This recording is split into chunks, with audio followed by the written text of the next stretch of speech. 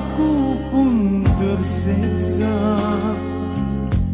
Betapa besar cinta kita yang telah terbina, namun terhalang dinding pemisah begitu tingginya.